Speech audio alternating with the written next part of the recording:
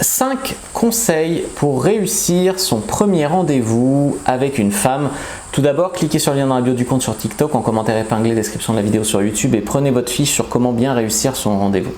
La première chose qu'une femme attend de vous en rendez-vous, c'est que vous proposiez, que vous montriez un petit côté guide. Alors peut-être qu'elle vous fera une perche en « je suis libre samedi », tant mieux, mais c'est à vous de proposer.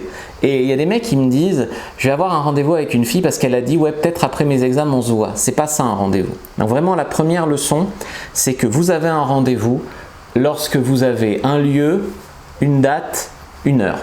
En gros, un endroit, un jour et une heure. Là, vous avez un rendez-vous qu'elle peut encore flaker, annuler, etc. Mais vous avez un rendez-vous. Tant que c'est vague, peut-être après mes examens, machin, vous n'avez pas de rendez-vous.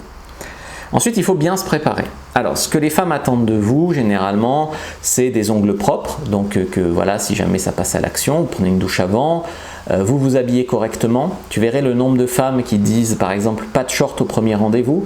Donc, des vêtements, un polo, un t-shirt selon la saison, une chemise, pourquoi pas, un beau jean, et puis des chaussures soit de ville, soit des belles baskets blanches. Enfin, voilà, ne pas être recalé sur la tenue.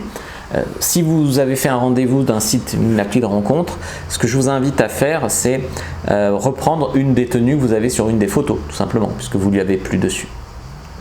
Ensuite, dans le rendez-vous, essayez de ne pas, juste avant le rendez-vous, avoir besoin de se rassurer. Genre, c'est toujours bon pour ce soir, tu vas pas annuler toi aussi, tu vois, ce genre de phrase-là. Il faut quand même confirmer le jour même, parce qu'il ne faut pas être un perdreau de l'année qui se pointe alors qu'il n'a pas parlé à la fille depuis 24 heures au lieu du rendez-vous. Il faut que tu envoies un message du genre « j'espère que tu es prête pour ce soir, alors hâte pour ce soir ». Tu vois, tu seras à l'heure, ou alors toi-même t'envoies, on peut dire plutôt 18h35 au lieu de 18h30, comme ça elle te confirme, elle a un message et elle dit « ah ben moi aussi je serai un peu en retard » ou « oui ok, pas de problème ». Tu vois, ça lui donne aussi l'occasion, si elle doit annuler, qu'elle annule. Mais si elle annule, ce n'est pas forcément une annulation définitive. Soit elle fait une contre-proposition, soit tu essayes de deviner pourquoi elle annule. Et là, tu vas chercher l'objection. Peut-être qu'elle a peur que vous n'ayez rien à vous dire. Peut-être que, voilà, il faut aller chercher l'objection, vraiment. Quatrième conseil, donc ensuite, quand tu arrives au rendez-vous, il y a beaucoup d'hommes qui se font éliminer là-dessus, c'est qu'il n'y a pas de cohérence entre qui ils étaient par SMS ou sur le site de rencontre et qui ils sont en vrai. En gros, de l'image qu'ils ont donnée au début, ça peut être en rue par exemple, et qui ils sont ensuite dans le date. Parce que quand ils draguent, ils draguent, et souvent à l'écrit, ils ont le temps de réfléchir, etc. Et en personne, ils marchent sur des œufs, sont parfois coincés, intimidés, bloqués. Et donc ça, en fait, c'est un gros problème. Donc ce qui est vraiment important ici, c'est de la cohérence. Si tu es timide à l'écrit, tu vas être timide en date. Tu vois, mais souvent, les mecs, ils sont très bons à l'écrit et pas très bons en rendez-vous. Oui, parce que après, si tu as le contraire, tant mieux. Et puis, à la fin du rendez-vous, je pense que tu dois partir avec l'objectif d'essayer de l'embrasser. Alors, elle peut dire oui, elle peut dire non. Mais l'idée, c'est que toi, ça t'obligera à sexualiser ton rendez-vous.